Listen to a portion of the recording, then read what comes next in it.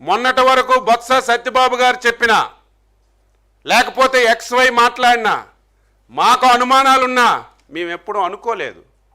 కానీ ఈ పరిణామాలన్నీ చూస్తే ఆ రోజు రాజశేఖర్ రెడ్డి యొక్క మరణానికి కూడా నీ బాధ్యత ఉందని ఆ రోజు ఏదైతే బొత్స గారు చెప్పారో అది కూడా ఈరోజు నాకు అనుమానం వస్తుందని చెప్పి తెలియజేస్తున్నాను. ఆ రోజంట జగన్మోహన్ రెడ్డి గారు ఎక్కడికో విదేశాల్లోకి వెళ్ళారా, పై రాష్ట్రాల్లో ఉన్నారా? ఏం మాట్లాడుతాం? చనిపోయిన రోజునాడే నేనే ప్రత్యక్ష సాక్షిని పావురాలకోట వెళ్ళాను.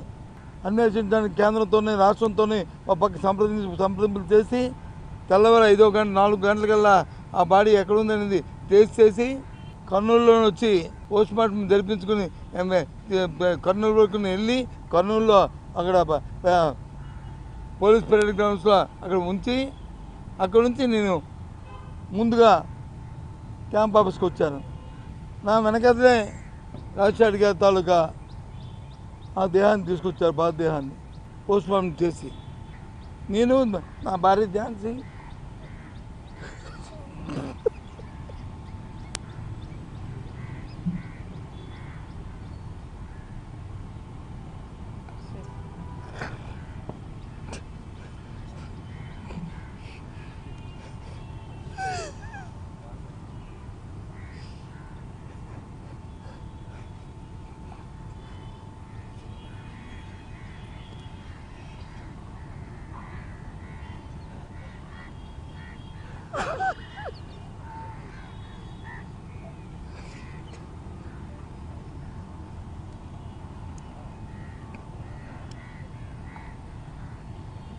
అందుకని ఇప్పుడు ఆయన పేరు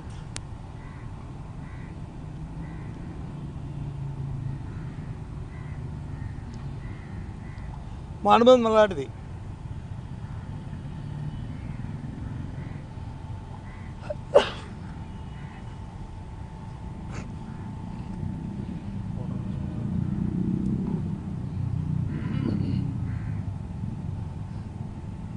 నాకేం పర్వాలే, జగన్మోహన్ రెడ్డి గారితో వచ్చి ఏదో అన్నాను ఆయనతో నాకేమి నష్టం కాదు.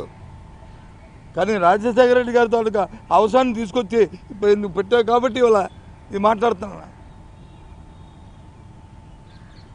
ఆ రోజు ఆయన పోతే నేను ఝాన్సీ వెళ్ళి ఆయన్ని జగన్మోహన్ రెడ్డి గారిని 2 చేతులు కుడి మొక్కలు ఎడమ మొక్కలు 2 తీసుకొచ్చి అక్కడ తీసుకొచ్చాం.